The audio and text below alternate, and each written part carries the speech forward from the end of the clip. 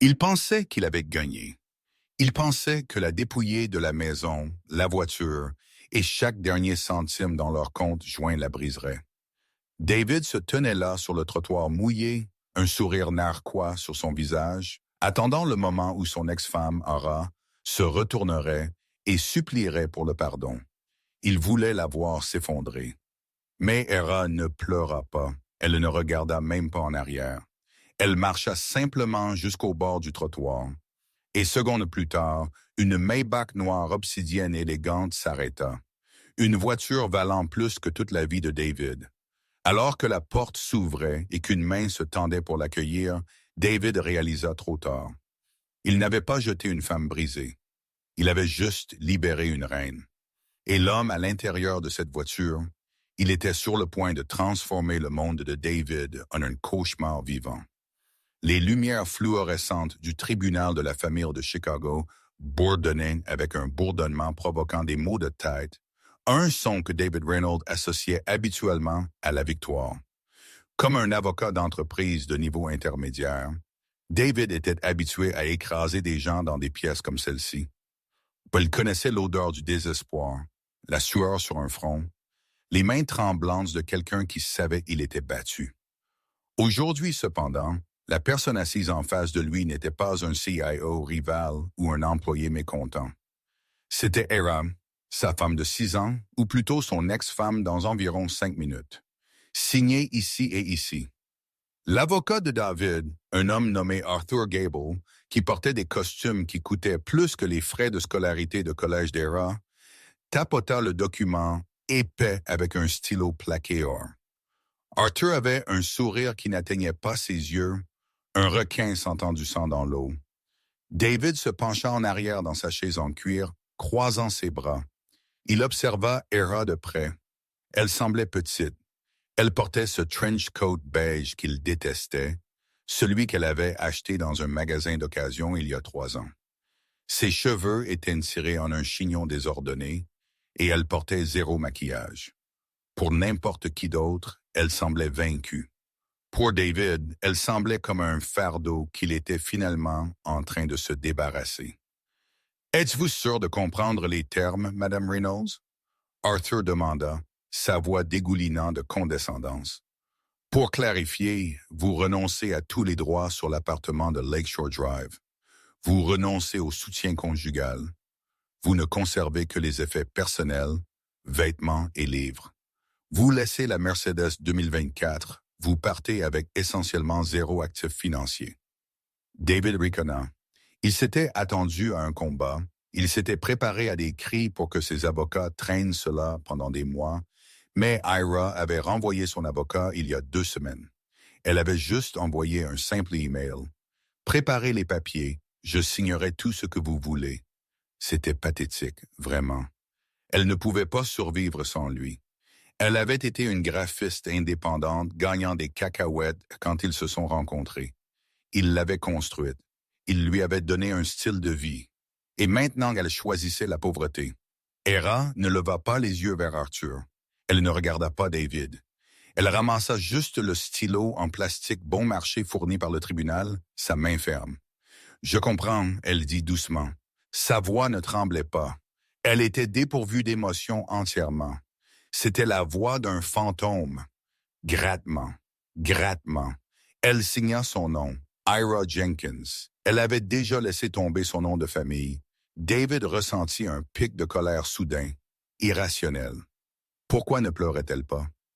Pourquoi ne lui demandait-elle pas comment elle était censée payer le loyer? Il voulait qu'elle demande. Il voulait la satisfaction de lui dire « Débrouille-toi ». Fini, Hera dit, faisant glisser les papiers sur la table en acajou. Elle se leva. « C'est tout », David laissa échapper, incapable de se retenir. « Tu vas juste sortir. Tu n'as même pas de transport, Hera. Il pleut à verse dehors. » Hera marqua une pause. Elle plaça ses mains dans ses poches et finalement le regarda. Ses yeux étaient d'un bleu perçant, habituellement chauds, mais aujourd'hui, ils étaient comme de la glace. « Je n'ai pas besoin d'un transport de toi, David, » elle dit. « Qu'est-ce que tu vas faire? »« Prendre le bus. » David rit. Un son rauque et aboyant. Bonne chance avec ça. L'arrêt le plus proche est à 3 pâtés de maison. Tu vas être trempé. Au revoir, David, elle dit. Pas de colère, pas de tristesse, juste une finalité. Elle se retourna et sortit de la salle de conférence. David se leva, boutonnant sa veste de costume. Allons-y, il dit à Arthur. Je veux voir ça. Voir quoi? Arthur demanda, emballant sa mallette. Je veux la voir debout sous la pluie, David marmonna, attrapant son parapluie. Je veux voir la réalité la frapper. Il se précipita hors de la pièce, suivant Hera le long du long couloir de marbre du palais de justice. Il garda une distance, observant ses épaules affaissées. Elle semblait fragile. Il se sentait presque mal pour elle. Presque, mais alors il se rappela les disputes, ses constantes lamentations à propos de ses heures de travail, sa tranquille désapprobation de son ambition. Elle le retenait. Elle était un poids mort. Ils sortirent des portes du palais de justice. Le ciel de Chicago s'était ouvert. La pluie tombait à torrents, transformant la ville en un flou gris. Le vent était mordant. Hera sortit de l'abri de l'avancée. Elle n'ouvrit pas de parapluie. Elle resta juste debout sur le trottoir, la pluie assombrissant instantanément son manteau beige. David s'arrêta sous l'auvent, restant au sec. Il alluma une cigarette, regardant la fumée s'enrouler dans l'air humide. Il vérifia sa Rolex. 14h15. Il avait une réunion à 3h. Amplement de temps pour la regarder souffrir pendant quelques minutes. Tu peux toujours appeler un Uber si tu as de l'argent restant sur ta carte. David cria par-dessus le son de la pluie, souriant. Hera ne se retourna pas. Elle fixait intensément le long de la rue. David secoua la tête, têtu jusqu'à la fin. Alors le trafic changea. La mer de taxis jaunes et de berlines grises se sépara. Au coin de la rue tournait une voiture qui n'appartenait pas à une file d'attente de ramassage de tribunal de divorce standard. C'était une berline de luxe à empattement long, noire de jet avec des vitres teintées si sombres qu'elle ressemblait à David. C'était une Rolls-Royce Phantom, le genre avec l'ornement de capot Spirit of Ecstasy qui coûtait probablement plus que le bonus annuel de David. David fronça les sourcils. C'est pour qui? Probablement le juge, ou peut-être le maire était dans le bâtiment. La voiture massive glissa silencieusement à travers les flaques, l'eau jaillissant un arc élégant. Elle ralentit et puis elle s'arrêta juste devant Hera. La cigarette de David tomba de ses lèvres. « Pas possible, » il murmura. « Elle est sur le chemin. » Il s'attendait à ce que le chauffeur klaxonne. Il s'attendait à ce que quelqu'un lui crie de bouger. Au lieu de cela, la porte du conducteur s'ouvrit. Un homme sortit. Il n'était pas juste un chauffeur, il était sécurité. Il était bâti comme un tank, portant un costume noir ajusté et un écouteur. Il ignora la pluie complètement. Il fit le tour de l'arrière de la voiture avec une foulée professionnelle rapide, portant un parapluie noir massif. Il l'ouvrit d'un coup sec et le tint au-dessus de la tête d'Hera, la protégeant instantanément. David fit un pas en avant, la pluie frappant son visage, mais il était trop choqué pour s'en soucier. Qu'est-ce que l'enfer? Le chauffeur inclina légèrement la tête vers Hera, un geste d'immense respect, déférent et familier. Il ne lui demanda pas où elle allait. Il savait. Il tendit la main vers la poignée de la porte arrière et l'ouvrit. L'intérieur de la voiture était baigné dans une lumière ambrée chaude, un contraste frappant avec la pénombre dehors. Siège en cuir crème, garniture en noyer, et il y avait quelqu'un à l'intérieur. David plissa les yeux, descendant du trottoir dans une flaque, ruinant ses mocassins italiens. Qui est-ce? Alors qu'Hera se penchait pour entrer dans la voiture, le passager à l'intérieur se pencha en avant pour l'aider. Pendant une fraction de seconde, la lumière intérieure attrapa le visage de l'homme. David se figea. Son souffle se bloqua dans sa gorge. Il connaissait ce visage. Tout le monde à Chicago, non, tout le monde dans le monde des affaires connaissait ce visage. C'était Sebastian Sterling. Le Sebastian Sterling, le magnat de la technologie qui avait vendu sa société d'infrastructure IA pour 4 milliards de dollars l'année dernière. Le reclus, l'homme connu comme le fantôme de fer parce qu'il ne donnait jamais d'interview, n'assistait jamais à des galas et détruisait ses concurrents avec une efficacité silencieuse et impitoyable. L'esprit de David s'emballa. Comment? Pourquoi Era était une graphiste qui aimait tricoter et regarder des documentaires? Sebastian Sterling était un titan de l'industrie qui vivait dans un penthouse qui surplombait les nuages. Ils étaient même pas dans le même univers. Era s'installa dans le siège. Avant que la porte ne se ferme, elle regarda à travers la pluie, ses yeux fixés sur ceux de David une dernière fois. Elle ne sourit pas. Elle ne fit pas signe. Elle le regarda juste avec une expression étrange, pas de la pitié, mais de l'indifférence. Comme s'il était un étranger, elle l'avait déjà oublié. La lourde porte claqua, la scellant à l'intérieur de la forteresse du luxe. Le chauffeur retourna à l'avant. Le moteur ronronna, un grognement bas et puissant, et la Rolls-Royce s'éloigna, se fondant sans heurts dans le trafic, laissant David debout sous la pluie, trempé, confus, et se sentant soudainement très, très petit.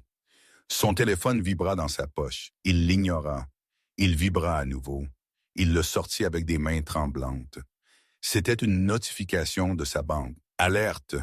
Liquidation d'actifs conjoints finalisée. Mais alors un autre texte arriva. Ce n'était pas de la banque. C'était d'un numéro inconnu. Elle est partie, David. Et tu n'as aucune idée de ce que tu viens de jeter. Vérifie ton email. David fixa l'écran. Gouttelettes de pluie brouillant le texte. Il leva les yeux, mais la voiture noire était déjà partie, disparue dans la ville grise, emportant son ex-femme et un secret qu'il commençait seulement à démêler. Le silence à l'intérieur de la Rolls-Royce était absolu, sauf pour le vrombissement rythmique des essuie-glaces et le doux bourdonnement du contrôle climatique. L'odeur de pluie et d'échappement de la rue fut instantanément remplacée par l'odeur de cuir riche et de cologne chère, de bois de santal et d'acier. Era était assise, figée, ses mains agrippant ses genoux mouillés. Elle ne regarda pas l'homme à côté d'elle. Elle ne pouvait pas. L'adrénaline qui l'avait propulsée hors du palais de justice s'estompait, remplacée par la terrifiante réalité de ce qu'elle venait de faire. « Tu trembles », l'homme dit. Sa voix était profonde, résonnante et étonnamment familière. Elle l'avait entendue 1000 fois via des chats vocaux cryptés habituellement distordus, mais la cadence était indubitable. Elle retourna lentement. Sebastian Sterling la regardait, non pas avec le regard prédateur d'un milliardaire évaluant une nouvelle acquisition, mais avec l'inquiétude d'un vieil ami. Il ramassa une couverture en cachemire du siège à côté de lui et la drapa sur ses épaules.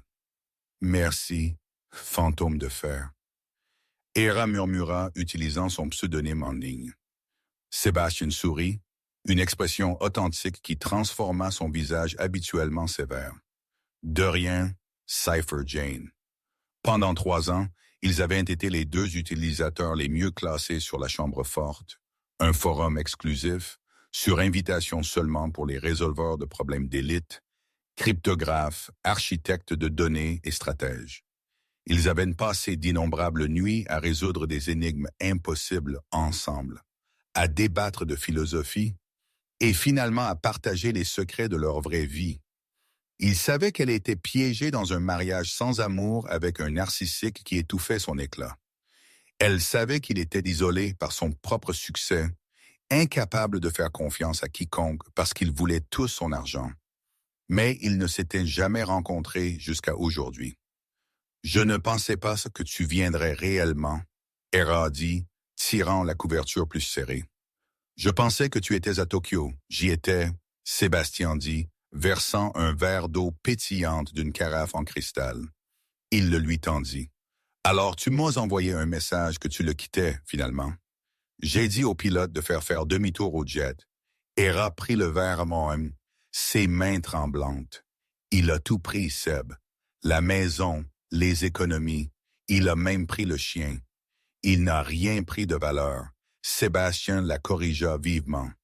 Il a pris les actifs, mais il a laissé la source.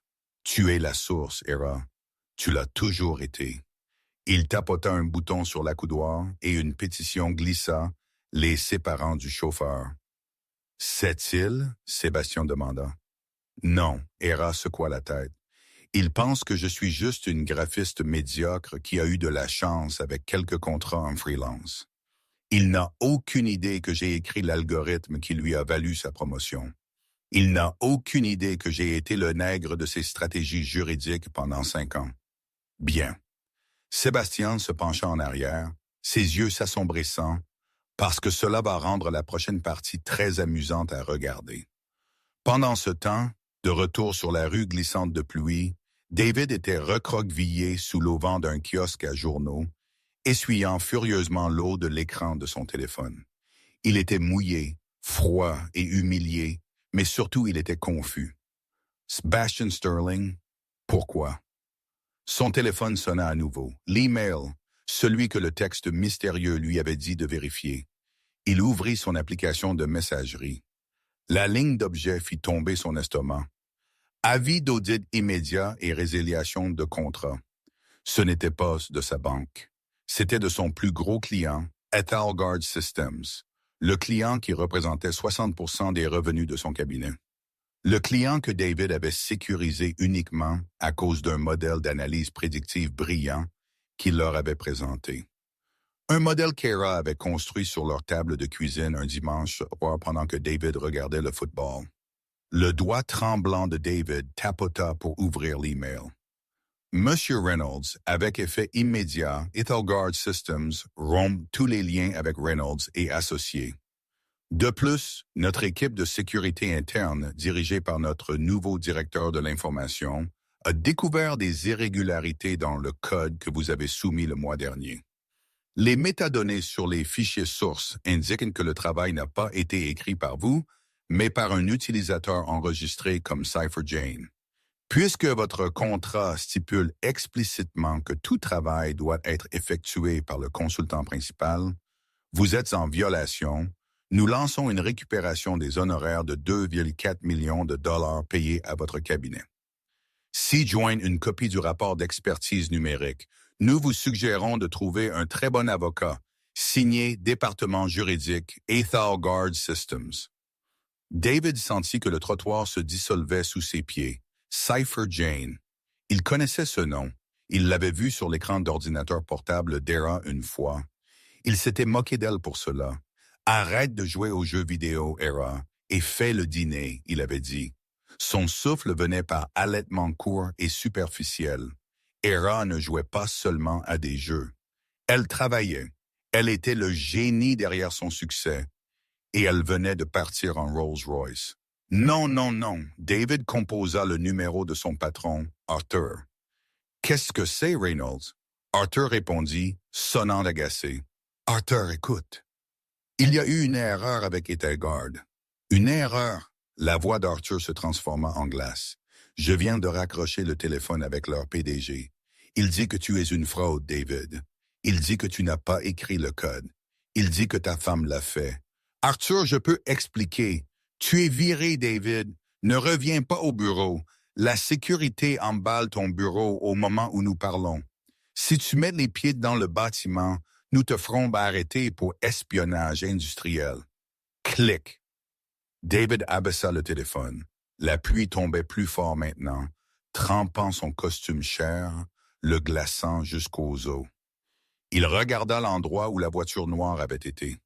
Il n'avait pas juste perdu sa femme, il avait perdu son bouclier.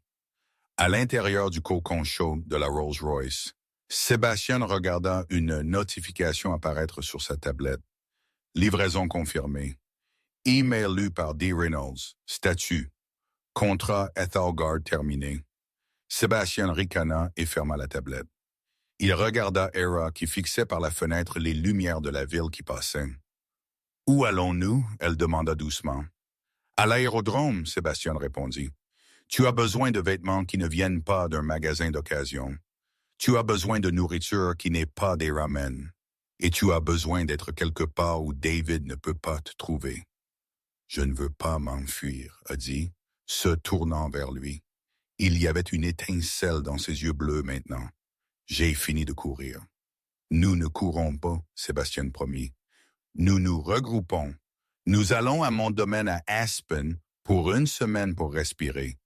Et puis, il marqua une pause, la regardant avec intensité. Et puis nous revenons et nous prenons tout. 3 semaines plus tard. David Reynolds était assis dans son appartement vide. Enfin, bientôt vide.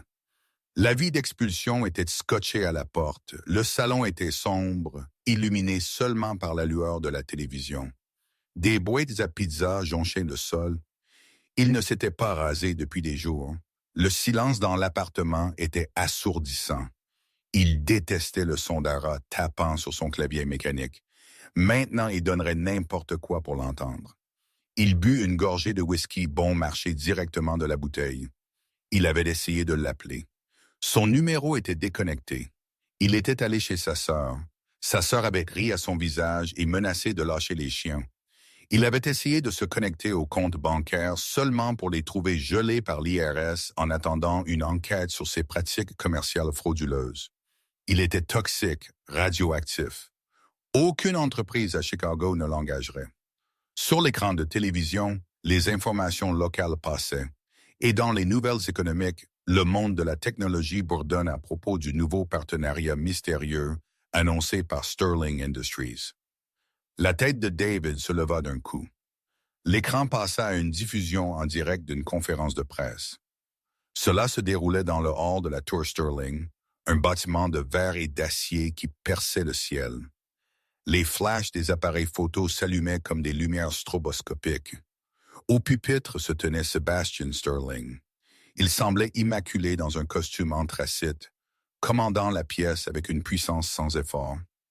Pendant des années, Sébastien parla dans le microphone, sa voix douce et confiante. Sterling Industries a cherché un directeur de l'innovation capable de diriger notre nouvelle division IA. J'avais besoin d'un esprit qui pouvait voir autour des coins. J'avais besoin d'un visionnaire. David se pencha en avant, plissant les yeux. Ne le dis pas, n'ose pas le dire. Je suis fier d'annoncer, Sébastien continua, balayant sa main sur le côté. Ma nouvelle partenaire est co-PDG de la division Sterling Vanguard, Mademoiselle Era Jenkins. David laissa tomber la bouteille de whisky. Elle se brisa sur le sol, éclaboussant de liquide ambré ses pieds nus, mais il ne sentit rien. Era sortit de derrière le rideau. Elle était méconnaissable. Était parti le chignon désordonné, les poules surdimensionnées, la posture voûtée d'une femme essayant de se faire petite. Elle portait un costume de pouvoir blanc sur mesure qui semblait coûter plus que la voiture de David. Ses cheveux étaient coupés en un carré chic et net qui encadrait son visage. Son maquillage était impeccable, soulignant ses yeux bleus perçants. Mais c'était sa posture qui le tua. Épaules en arrière, menton levé, rayonnant une confiance terrifiante. Elle s'approcha du microphone. Elle ne semblait pas nerveuse. Elle semblait comme si elle possédait le bâtiment. « Merci, Sébastien », elle dit. Sa voix était stable, amplifiée par les haut-parleurs. « Pendant longtemps, j'ai travaillé dans l'ombre. J'ai laissé d'autres s'attribuer le mérite de mes idées parce qu'on m'a dit que je n'étais pas assez corporate. On m'a dit que ma place était en arrière-plan. » Elle regarda directement la caméra. David sentit qu'elle le fixait droit dans son âme. « Mais j'ai fini avec les ombres, » elle dit. « Aujourd'hui, nous lançons le projet Alethea, un algorithme de transparence conçu pour détecter la fraude d'entreprise et le vol de propriété intellectuelle. » La foule murmura avec excitation. « Nous avons déjà exécuté un test bêta sur plusieurs entreprises locales. » Era continua, un fantôme de sourire jouant sur ses lèvres, et les résultats furent éclairants. Le téléphone de David commença à sonner. C'était Arthur, son ancien patron. David fixa l'écran. Il savait ce qu'Arthur allait dire. Le nouveau logiciel d'Era avait probablement juste signalé chaque coin que David avait coupé, chaque mensonge qu'il avait dit, chaque dollar qu'il avait écrémé. « Elle va m'enterrer », David murmura à la pièce vide. « Elle va tous nous enterrer. » Au-dessus de la ville, dans la suite penthouse de la Tour Sterling, La vraie célébration commençait. La télé était muette. Hera se tenait près de la fenêtre, regardant en bas vers Chicago. Ça semblait différent d'ici. Ça ressemblait à un circuit imprimé, un puzzle qu'elle pouvait résoudre. « Tu étais parfaite », Sébastien dit, venant derrière elle. Il lui tendit un verre de champagne. « J'étais terrifié », Hera a admis, acceptant le verre. « As-tu vu ma main trembler? J'ai vu une reine s'adressant à ses sujets », Sébastien dit. Il se tenait à côté d'elle, sans la toucher, juste assez près pour qu'elle puisse sentir sa chaleur. « Comment ça se sent? » Hera prit une gorgée, les bulles dansant sur sa langue. Elle pensa à David assis dans l'appartement qu'elle avait nettoyé pendant 6 ans, probablement regardant ce moment même. Elle pensa à la façon dont il vérifiait les reçus d'épicerie pour s'assurer qu'elle n'avait pas trop dépensé en articles inutiles comme du café de marque. « Ça se sent », Hera dit, se tournant pour regarder Sébastien, comme si je pouvais enfin respirer. « C'est juste le début », Sébastien dit. « Le projet Alata va détruire la réputation de ton ex-mari. Oui, mais c'est juste un effet secondaire. Nous allons changer l'industrie, Hera. » À ce propos, Hera dit, son expression devenant sérieuse. « David ne va pas juste abandonner. C'est un lâche, mais c'est un rataculé. Il connaît des gens, des mauvaises personnes. » Qu'il essaye, Sébastien haussa les épaules, son visage durcissant en ce masque de fantôme de fer. « J'ai des équipes de sécurité qui font que le Secret Service ressemble à plus de flics. Tu es intouchable ici. Ce n'est pas juste moi dont je m'inquiète. » Et dit, « David connaît la chambre forte. Il connaît ton pseudonyme maintenant. S'il divulgue que Sebastian Sterling est fantôme de fer, ton anonymat est parti. Tes ennemis, les vrais, pas juste les avocats locaux, viendront pour toi. » Sébastien marqua une pause. Il posa son verre. Il n'oserait pas. Il n'a plus rien à perdre, Seb. Un homme n'ayant rien à perdre est l'homme le plus dangereux sur Terre. Comme si sur Q, l'interphone sur le bureau de Sébastien bourdonna. C'était le concierge du hall, M. Sterling. La voix tremblait. « Qu'est-ce que c'est? » Sébastien pressa le bouton. « Il y a un paquet livré pour Mademoiselle Jenkins. Il n'est pas passé par le scanner. Un coursier l'a laissé et a couru. Hera Polite, apportez-le. » Avec précaution, Sébastien ordonna. 5 minutes plus tard, un agent de sécurité apporta une petite boîte en carton marron. Il la plaça sur la table basse et recula. Il avait été scanné pour des explosifs, négatifs. Sébastien prit un canif et fendit le ruban adhésif. Il ouvrit les rabats. À l'intérieur, niché dans du papier de soie, se trouvait un seul objet. C'était un vieux disque dur cabossé. Hera allaita. « C'est mon disque de sauvegarde du collège.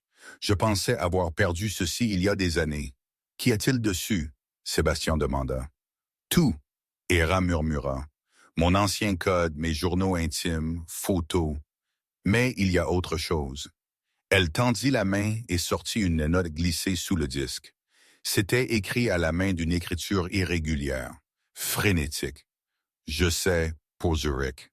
Je sais pour les comptes. Tu as pris ma vie. Erreur. Maintenant, je vais prendre la tienne. Tu as 24 heures pour le quitter et revenir vers moi où je publie les fichiers sur ce disque à la presse. Et crois-moi, Fantôme de Fer n'aura pas l'air si héroïque quand ils verront ce que vous deux faisiez vraiment dans le dark web toutes ces années. » Hera laissa tomber la note. « Il bluffe, » Sébastien dit, sa voix basse. « Nous n'avons jamais rien fait d'illégal. » « Non, » Hera le regarda, la peur revenant dans ses yeux. « Nous ne l'avons pas fait, mais il a trafiqué le disque. S'il a planté des preuves là-dessus, s'il nous a piégés. » Sébastien ramassa la note. Il la lut, puis la froissa dans son poing. « Il veut une guerre, » Sébastien dit, sa voix terrifiante de calme. « Bien, nous lui donnerons une guerre. » Il se tourna vers son chef de sécurité qui se tenait près de la porte. « Préparez le jet. Nous allons à Zurich. »« Pourquoi Zurich? » Hera demanda. « Parce que, » Sébastien dit, « c'est là où est l'argent, et c'est là où nous allons tendre le piège qui attrapera ce rat une fois pour toutes. Zurich, Suisse. L'air ici était différent, net, faim et sentant la vieille monnaie et le pin, tandis que David se traînait à travers la gadoue de Chicago. Hera se tenait sur un balcon en pierre surplombant le lac de Zurich. L'eau était une feuille de verre noir reflétant les lumières scintillantes de la ville. Derrière elle, dans la grande salle de bal du Dula Grand Hotel, le gala battait son plein. Elle fit tourbillonner le champagne dans son verre. C'était du Dom Perrin Vintage versé par un serveur en gants blancs qui anticipait sa soif avant même qu'elle ne la ressente. « Tu te caches. » La voix de Sébastien vint des ombres. Il sortit sur le balcon. Il avait l'air dévastateur dans un smoking, bleu nuit, taillé à la perfection. Il desserra légèrement son nœud papillon en s'approchant d'elle. « Je ne me cache pas, » Hera dit, se tournant vers lui. « Juste respirer. » Ça a été un tourbillon. Sébastien signait des papiers de divorce dans un manteau de magasin d'occasion. Ce soir, j'ai juste conclu un accord de 12 millions de dollars avec la banque suisse. 13 millions. Sébastien la corrigea, s'appuyant contre la balustrade en pierre. J'ai entendu que tu as négocié le million supplémentaire pour les frais de maintenance. Brutal. J'ai adoré. Hera raide. Ça faisait du bien de rire. J'ai appris des meilleurs. Sébastien la regarda, son expression s'adoucissant. Tu as fait ça toute seule, Hera. Tu l'as toujours eu en toi. David a juste agi comme un interrupteur de variateur. Maintenant, les lumières sont allumées. À la mention de David, le sourire d'Hera vacilla légèrement. Penses-tu qu'il a mordu à la hameçon? La fuite sur nous étant ici? Je me suis assuré qu'il le ferait, Sébastien dit sombrement. Mon équipe a laissé une piste de miettes de pain numérique que même un imbécile comme David pouvait suivre. Il pense qu'il nous chasse. En réalité, il marche dans une cage. Pourquoi aller à ces longueurs? Hera demanda. Nous avons l'argent. Nous avons le pouvoir. Pourquoi ne pas juste l'ignorer? Parce que, Sébastien dit, s'approchant, sa voix baissant d'une octave. Il t'a menacé. Il a menacé d'exposer la chambre forte. Il pense qu'il peut te traîner à nouveau dans la boue. J'ai besoin de lui montrer une fois pour toutes que tu es hors de sa portée. Hera leva les yeux vers lui. Ils étaient proches maintenant. Elle pouvait voir les flexiques d'or dans ses yeux sombres. La chimie entre eux s'était construite pendant des mois, depuis qu'ils s'étaient rencontrés en ligne comme Phantom de Fear et Cypher Jane. « Merci, Sébastien, » elle murmura. Il se pencha. « Arrête de me remercier. Reste juste avec moi. » Il l'embrassa. Ce n'était pas un baiser d'Hollywood. C'était désespéré et réel, une promesse de protection que David n'avait jamais été capable de donner. Soudainement, la lourde porte vitrée du balcon glissa pour s'ouvrir. Monsieur Sterling. C'était le chef de la sécurité de Sébastien, puisque le garde précédent était resté à Chicago pour surveiller le cabinet. C'était Silas, un homme qui semblait avoir été sculpté dans le granit. Ex-militaire, efficace et terrifiant.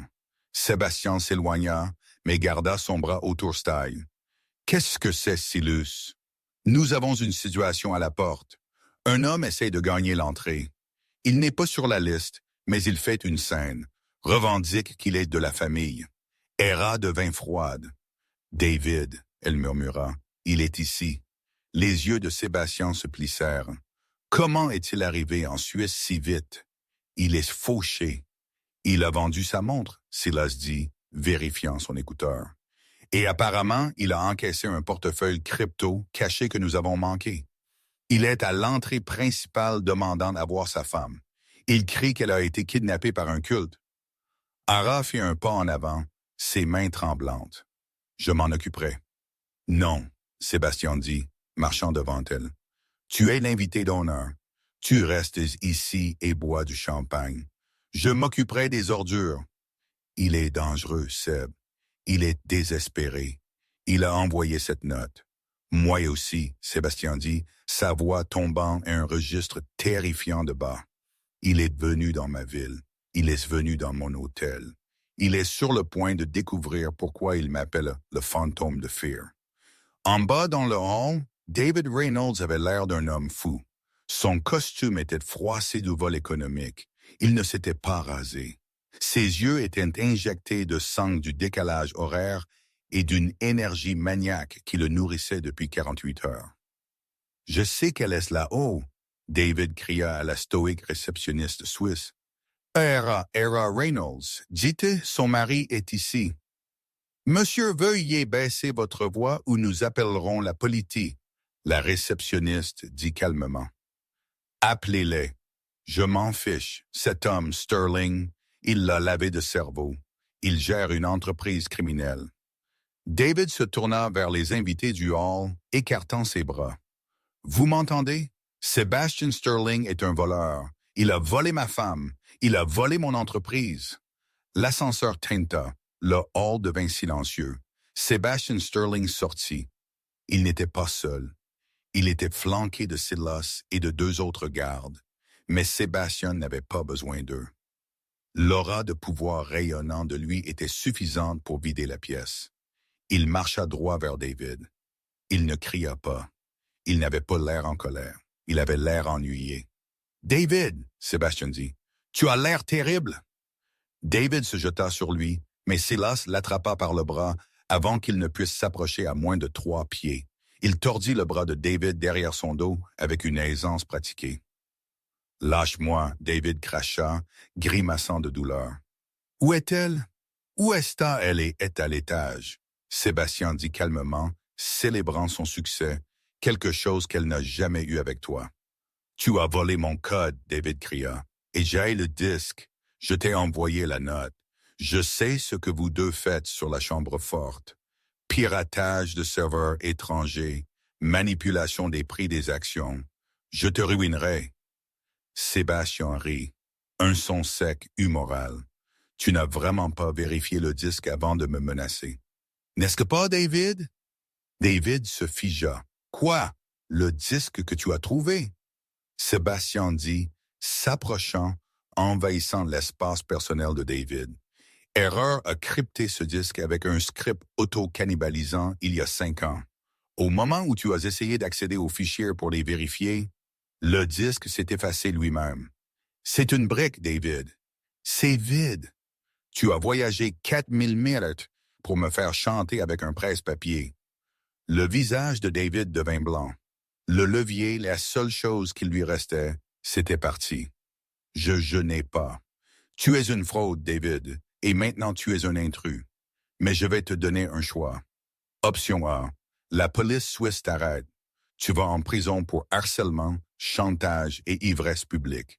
Tu es déporté. Ta carrière est finie. » David allaita, le fixant du regard. Option B, Sébastien continua. Tu sors par cette porte. Tu montes dans la voiture qui attend dehors. Elle te mènera à l'aéroport. Il y a un billet aller simple pour Chicago acheté en ton nom.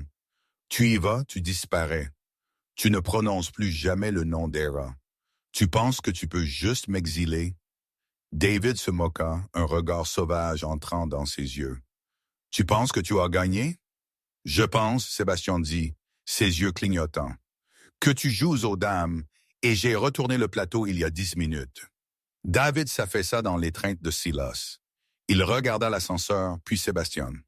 Il réalisa finalement qu'il était hors de sa ligue. Bien, David murmura. Choix intelligent, Sébastien fit signe à Silas. Escortez M. Reynolds à la voiture. Alors qu'il le traînait, David regarda en arrière. Elle ne sera pas heureuse avec toi, Sterling. Elle s'ennuiera. Elle est simple. Elle est ennuyeuse. Tu verras. Sébastien ne se retourna même pas. Il ajusta ses boutons de manchette et retourna à l'ascenseur. Mais alors que les portes se fermaient, Sébastien sortit son téléphone. Il composa un numéro. « C'est fait? » il demanda. « Oui, monsieur. » Une voix à l'autre bout répondit. « Mais monsieur, il y a un problème. » « Quel problème? » La vérification des antécédents sur l'activité récente de David. Il n'a pas juste acheté un billet d'avion. Il a transféré le dernier de son argent, 10 000 $, à un compte crypté sur le dark web, un service générique de réparateur. Le sang de Sébastien se figea. David était un fou, mais les gens qu'il a essayé d'embaucher dans son désespoir ne l'étaient pas. Le disque pourrait être vide, mais le contrat que David a mis pourrait toujours être actif. Boucler l'hôtel, Sébastien ordonna. Maintenant, en haut dans la salle de bal, la musique avait enflé en une valse. Ara se sentait liberated, heureuse. Elle venait de finir une conversation avec le DSI d'une grande entreprise technologique qui voulait licencier ses algorithmes. Pour la première fois de sa vie, elle se sentait vue. Elle erra de nouveau vers le balcon, voulant dire à Sébastien la bonne nouvelle. L'air frais de la nuit l'appela. Elle sortit. Le balcon était vide. Seb, elle appela. Elle marcha vers la balustrade, regardant en bas vers la rue. Elle vit une berline noire s'éloigner en vitesse de l'entrée de l'hôtel. Ça doit être David. Elle ressentit un étrange mélange de pitié et de soulagement. C'était finalement fini. Elle se tourna pour rentrer, mais un mouvement sur le toit adjacent à travers la rue étroite attira son regard. C'était un flash de lumière, un reflet. Hera plissa les yeux. Le bâtiment en face de la rue était une banque, sombre pour la nuit. Mais sur le toit, une ombre bougea contre le ciel gris. Alors elle le vit. Un minuscule point laser rouge dansant apparut sur le sol en pierre du balcon. Il bougea vite, le long de la balustrade en pierre, à travers l'ourlet de sa robe blanche vers sa poitrine. Le temps sembla ralentir. Le cerveau d'Hera ne pouvait pas le traiter. Un laser, un terreur d'élite. Hera, baisse-toi. Le cri vint de la porte de la salle de bal. Sébastien sprintait à travers le sol de marbre, son visage un masque de terreur. Il avait entièrement abandonné sa persona calme et posée. Crac! Le son était comme un fouet qui claque, résonnant des montagnes. Hera sentit un souffle de vent passer son oreille. La balle brisa la lourde porte vitrée derrière elle, envoyant des éclats pleuvant sur le sol de la salle de bal. Des cris éclatèrent de l'intérieur. Sébastien ne s'arrêta pas. Il la plaqua, la poussant sur le dur sol en pierre du balcon, couvrant son corps avec sa fissure. Crac, 2 coups de plus. Un a ébréché la balustrade en pierre juste où la main d'Hera avait été une seconde auparavant. L'autre s'est enfoncé dans le mur avec une bouffée de poussière de béton. Resté à terre, Sébastien rugit dans son oreille. Il la traîna derrière le épais pilier de pierre du balcon, le seul abri disponible. « Qu'est-ce qui se passe? » Ira cria, ses oreilles sonnant des explosions percutantes. Le tueur à gages de David. Sébastien gronda, pressant son corps sur le sien pour la protéger. Il pressa un bouton sur sa montre. « Code rouge, balcon, secteur 4, nous sommes sous le feu. » Des sirènes commencèrent à hurler au loin. Hera tremblait, agrippant les revers de Sébastien. « David a fait ça. Il me veut morte. » Il a engagé un professionnel, Sébastien dit, ses yeux balayant les toits. Il a probablement lancé un contrat aveugle. Éliminé la cible. Il a perdu le contrôle de la situation. Soudainement, le point rouge apparut à nouveau. Il les cherchait, dansant près du pilier. « Nous devons bouger, » Sébastien dit. « Il a un angle sur ce pilier. Il se repositionne. Quand je dis « allez », nous courons vers la porte. Je ne peux pas, Hera sanglota. Ses jambes semblaient de la geler. La réalité de la violence était trop. « Oui, tu peux. » Sébastien attrapa son visage, la forçant à le regarder. « Tu es Hera Jenkins. Tu as survécu 6 ans d'enfer avec cet homme. Tu peux survivre 10 pieds de balcon. Me fais-tu confiance? » Hera le regarda dans les yeux. La peur était là, mais aussi une détermination féroce et brûlante. Il mourait pour elle. Elle réalisa cela avec une clarté absolue. « Oui, » elle murmura. « Allez !» Ils se levèrent avec précipitation. Sébastien se maintint entre Hera et le toit, agissant comme un bouclier humain. Ils coururent vers la porte brisée. « Crac !» Hera entendit un bruit sourd écœurant, un grognement de douleur.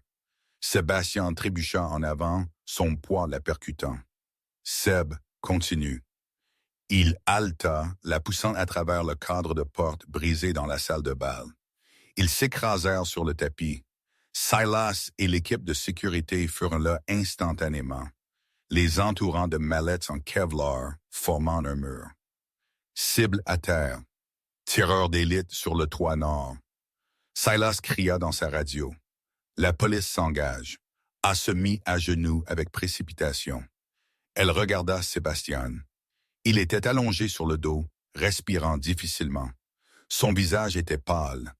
Il y avait une tache sombre s'étalant sur l'épaule de son smoking bleu nuit. « Ton cou !» Héra cria, ses mains planant au-dessus de la blessure, craignant de la toucher. « C'est juste une égratignure. » Sébastien siffla, essayant de sourire, mais ses dents étaient rugueuses de douleur. À travers n'a rien touché d'important. « Médecin !» Silas cria. Ira pressa ses mains contre la blessure, essayant d'arrêter le flux. Le sang chaud s'infiltra à travers ses doigts, tachant son costume blanc de rouge. Les invités du gala criaient, courant vers les sorties. La nuit de rêve s'était transformée en cauchemar. « Ne meurs pas sur moi, Ira ordonna, des larmes coulant sur son visage, se mélangeant à la poussière et au sang. « N'ose pas mourir sur moi, Sebastian Sterling. » Sebastian tendit sa bonne main, ses doigts tremblants alors qu'ils effleuraient sa joue. « Je te l'ai dit, » il murmura, ses yeux se fermant en battant. « Je ne le laisserai jamais gagner. » Sa main tomba sur le sol. « Sebastian !» Ira cria, sa voix se brisant. L'heure suivante fut un flou de lumière bleue et de chaos. Des ambulanciers envahirent la salle de bal. Ira refusa de quitter le côté de Sébastien, jusqu'à ce qu'il la force à reculer pour le charger sur la civière. Elle les regarda couper son smoking, le branchant à des perfusions. « Va-t-il s'en sortir ?» Elle demanda à l'ambulancier parlant allemand. « Il a perdu beaucoup de sang-froid. » L'ambulancier dit sombrement. « Nous devons nous dépêcher. » Héra se tenait dans le hall du Dolder Ground, couverte du sang de l'homme qu'elle aimait. La police était partout. Silas s'approcha d'elle. Il avait l'air secoué. « Nous avons eu le tireur, » Silas dit. Il a essayé de fuir à travers les toits. Il a glissé. Il n'a pas réussi. « Et David ?» Héra demanda, sa voix froide comme de la glace. « Nous avons suivi le paiement, » Silas dit. Le téléphone du tireur avait un message d'un numéro anonyme. L'horodatage était d'il y a 20 minutes. Il disait « Finis-le, je m'en fiche si tu dois brûler l'hôtel. » Ira ferma les yeux. David n'avait pas juste engagé un réparateur et regretté cela. Il avait doublé la mise. Il avait donné l'ordre pendant que Sébastien le confrontait dans le hall. « Où est David maintenant ?» Ira demanda. « Il est à l'aéroport. » Silas dit « Attendant son vol. Il pense qu'il s'en est tiré. Il pense que le tireur d'élite fera le travail et il sera en l'air avant que quiconque ne sache. » Ira ouvrit les yeux. La peur était partie. À sa place, il y avait une rage froide et dure. « Prendre la voiture, » Ira dit. « Maman, » Silas cligna des yeux. « Tu as besoin d'aller à l'hôpital. » Sébastien a les meilleurs médecins du monde, Ira dit, marchant vers la sortie. Il combat sa bataille, je combats la mienne. Emmène-moi à l'aéroport, qu'est-ce que tu vas faire? Héra s'arrêta et regarda Silas. Elle avait l'air d'un ange vengeur dans un costume taché de sang. Je vais finir le divorce. L'aéroport de Zurich était un labyrinthe étincelant de verre et d'acier, habituellement un lieu d'efficacité tranquille, mais pour David Reynolds, assis à la porte E43, il se sentait comme une cage qui se referme. Il vérifia sa montre pour la 50e fois. 23h45. Son vol pour Chicago embarquait dans 10 minutes. Il vibrait d'énergie nerveuse. Il continuait à vérifier les nouvelles sur son téléphone, attendant le titre « Fusillade au Dolder Ground ». Milliardaire mort. Mais il n'y avait rien encore, juste des rapports d'un incident de sécurité. « Allez !» David marmonna, faisant rebondir sa jambe. « Laisse-moi juste prendre l'air. » Il se sentait justifié. Il s'en était convaincu.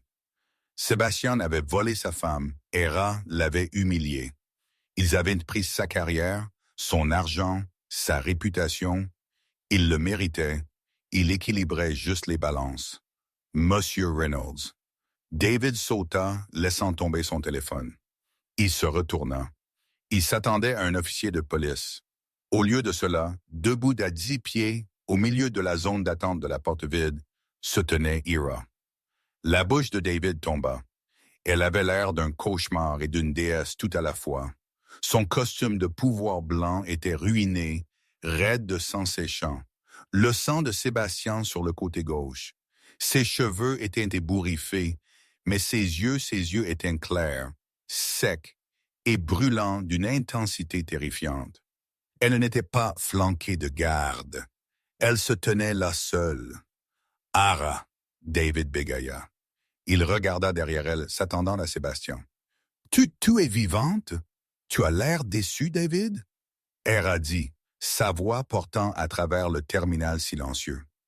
David se leva, regardant autour de lui frénétiquement. Les agents de la porte fixaient, mais personne ne bougea. « Je ne sais pas de quoi tu parles. » David mentit, bien que sa voix se brisa. « Je rentre juste à la maison. Je suis content que tu ailles bien. Est Sterling bien? » Laisse tomber l'acte, Ara dit, faisant un pas en avant. Le clic de ses talons sur le linoleum sonnait comme des coupes de feu. Silas a trouvé le téléphone jetable, David. Nous avons les messages textes. Finis-le. C'était toi. Le visage de David se tordit. Le masque de l'ex-mari concerné fondit, révélant l'homme laid et mesquin en dessous. Il le méritait. David siffla, faisant un pas vers elle. Il m'a tout pris. Et toi, regarde-toi. Tu penses que tu es un grand PDG maintenant. Tu n'es rien sans moi. Je t'ai faite. Tu ne m'as pas faite, Ara dit calmement. Tu m'as effacée.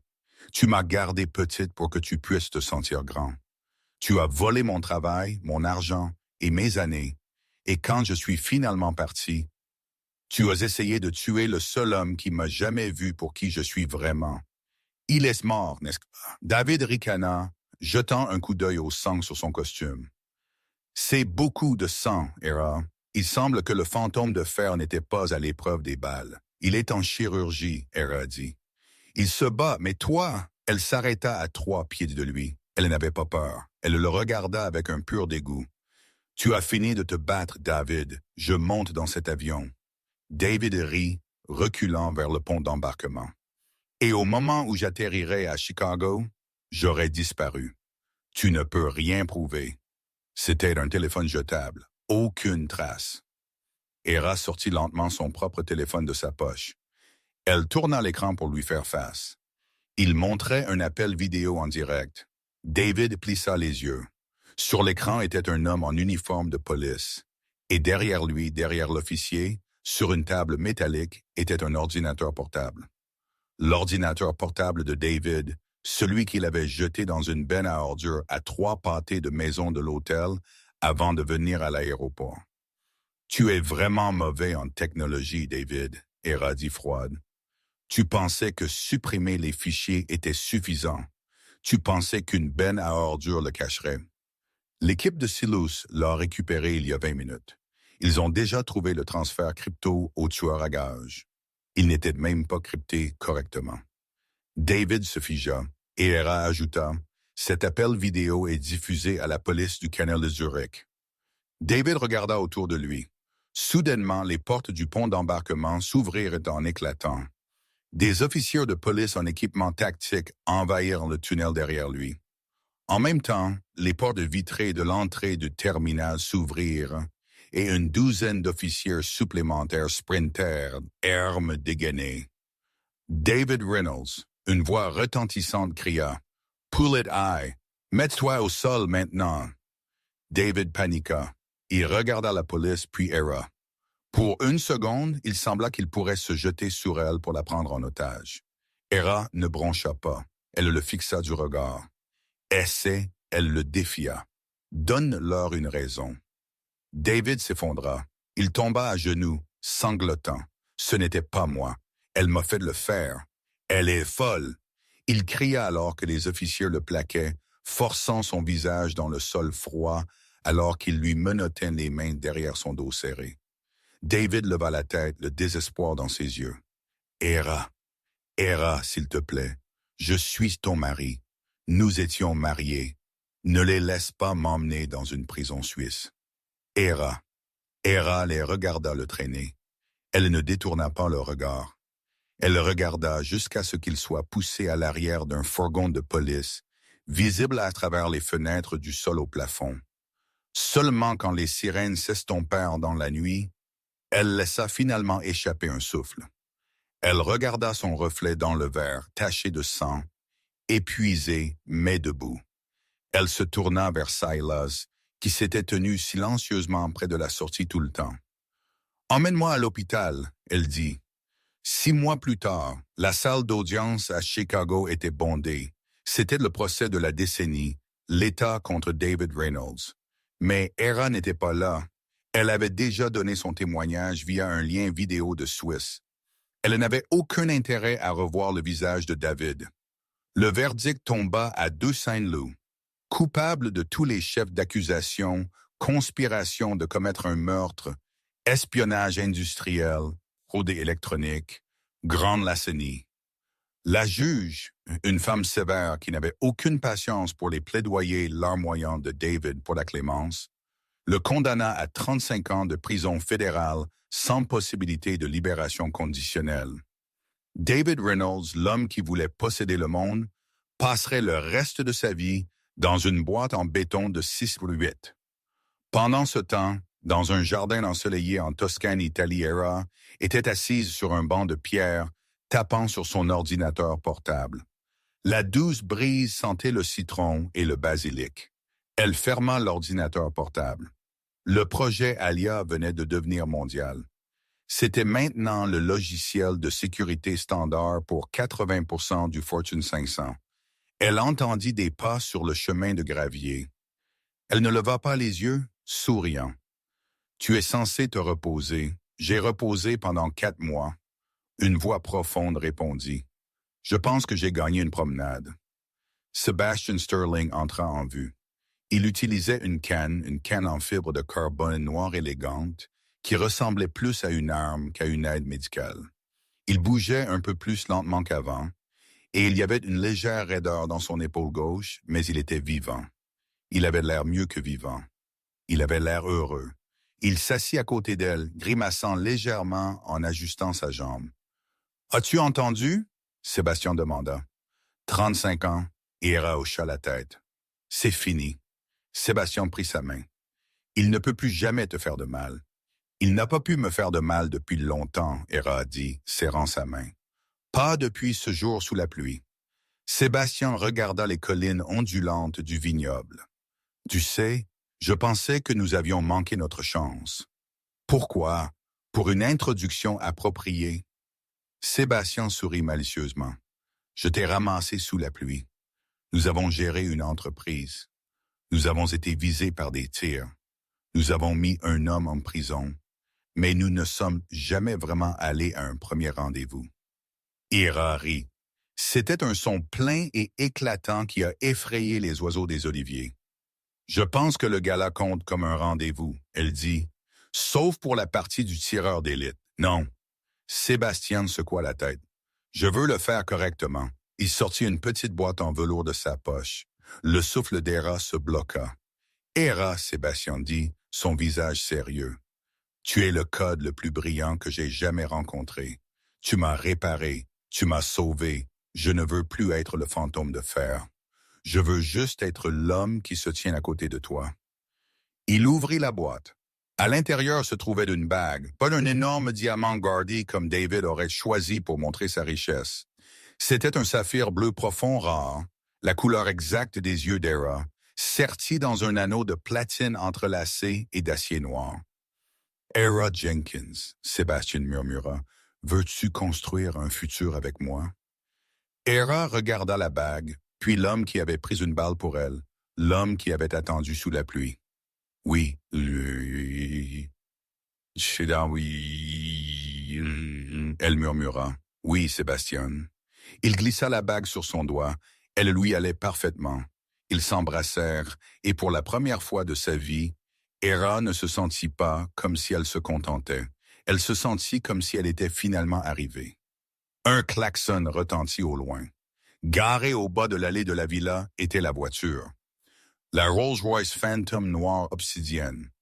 Le chauffeur, Silas, était appuyé contre le capot, vérifiant sa montre, un rare sourire sur son visage. « Prête à partir, Madame PDG ?» Sébastien demanda, se levant et lui offrant son bras. Ara se leva, elle lissa sa robe, elle regarda la bague à son doigt, puis de nouveau l'horizon où le soleil se couchait. Elle se rappela la femme debout sur le trottoir sous la pluie, se sentant sans valeur. Elle envoya un baiser à cette femme, la laissant partir pour toujours. « Je suis prête, » Ira dit. Elle prit le bras du milliardaire et ensemble ils marchèrent vers la voiture, laissant le passer dans la poussière, prêts à rouler vers un futur qu'ils possédaient complètement. Et ainsi David Reynolds apprit la leçon la plus dure de toutes. Tu ne connais jamais vraiment la valeur de ce que tu tiens jusqu'à ce que tu le laisses partir. Il pensait qu'il rejetait une femme brisée, mais il libérait en fait un titan. Ara n'avait pas besoin de crier pour gagner. Elle n'avait pas besoin de se battre salement. Elle avait juste besoin de s'éloigner et d'entrer dans la vie qui l'attendait depuis toujours. À la fin, la meilleure vengeance n'était pas la prison ou la faillite ou même la blessure par balle. C'était le bonheur d'Ara. Parce que pendant que David pourrit dans une cellule pensant au passé, Ara est là-bas construisant le futur. Et elle le fait de l'arrière d'une Rolls-Royce. Wow, quel voyage! D'un trottoir pluvieux de palais de justice à une villa en Toscane. Si cette histoire vous a tenu sur le bord de votre siège, veuillez appuyer sur ce bouton « J'aime tout de suite ». Ça aide tellement la chaîne. Pensez-vous que David a eu ce qu'il méritait avec 35 ans? Ou était-ce trop indulgent? Faites-moi savoir votre verdict dans les commentaires ci-dessous. Et si vous voulez plus d'histoires comme celle-ci, des histoires de trahison, de vengeance et de justice servie glaciale, assurez-vous de vous abonner et de sonner cette cloche de notification pour ne jamais manquer une nouvelle publication. Merci d'avoir écouté et je vous verrai dans la prochaine